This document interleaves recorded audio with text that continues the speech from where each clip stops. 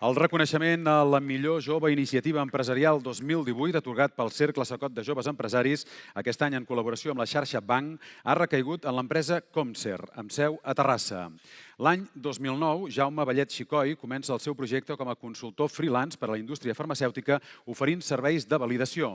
Degut al creixement de projectes i a la incorporació del servei d'auditories, l'any 2013, amb 36 anys, crea l'empresa Comser SL, des d'on ofereix un servei de consultoria global de compliment GMP per a laboratoris farmacèutics. Aprofitant la tendència de la indústria farmacèutica per al desenvolupament de nous fàrmacs d'origen biològic, Comser potencia la seva especialització en equips i processos de fabricació en entorn asèptic i processos d'estabilització a través de la liofilització, creant un laboratori de desenvolupament de processos propi.